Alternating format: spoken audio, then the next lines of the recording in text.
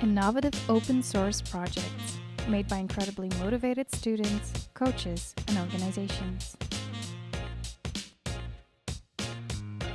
Welcome, Open Summer of Code, to another tutorial about client meetings. Students, coaches, volunteers, anyone is welcome to follow along. Me? I never get nervous for client meetings. You always get nervous, every time. But I always make sure I'm confident by preparing. The team is going to lead the meeting, not the coach, and the client is there to be served and to answer any questions. Ask for anything the team could be missing to get started. Did they send you all the data sets they have? Maybe they did research in advance that you could use. Maybe they even already have some customer journeys or some archetypes that you can use. So you've composed your list of questions. Now who's going to do the talking? Is the backender also going to ask about the design questions, or are you going to switch? And who is going to take notes while the other person is asking about things? Maybe you already got to work and you've got something to show. The result of a brainstorm session, the result of a scoping session. How are you going to show that? Is somebody going to say something? Who? What? Or maybe you've already built something. This could be wireframes, mock-ups, or full-blown demo. Make sure that it doesn't come across like you've done this for the first time. You don't want something to go wrong during a demo. Or do you? Is it really a demo if nothing goes wrong? When planning for a meeting, it's important that everybody knows where and when it will take place well in advance. It's common practice to send out a calendar invite. You will have to send this to your client, your team members, and your coach.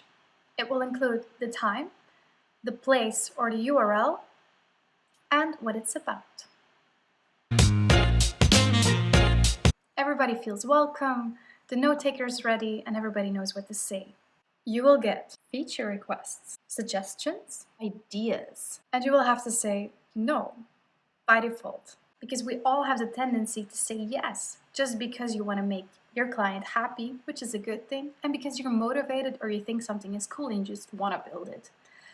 But say no in advance and think about it. Think if it's feasible or not and be honest. Like, okay, this is a good idea, but I'm not sure if we can do it. We'll come back to you later. That's going to make it safe and make sure you're not going to overpromise. Now it happens that you make suggestions of your own. Just beware that you might be overpromising here as well. Another thing to keep in mind is that you focus on the problem when talking to your client, not on the solution yet.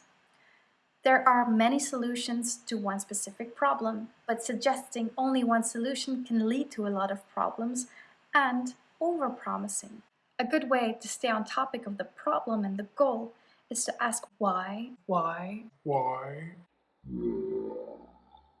When you get a solution presented, ask what for? Which problem do we want to solve here? When you get the problem, ask why. As many times as possible until you get to the core of the issue and you can tie it to your goal. Defining the real problem is going to help the team find a solution that is both suitable for the customer, for the team and its skill set, and the time frame. At the end of a meeting, already inform your client when they can expect an update. That will make everybody feel confident. This could be via email or another meeting, or you could even already set all the other moments, send a calendar invite on when you're going to meet again. When sending out an email, be polite. This is not a text message. Be concise and be clear. If you still need things from your client, include the deadline by when you need it so you can meet your own deadlines.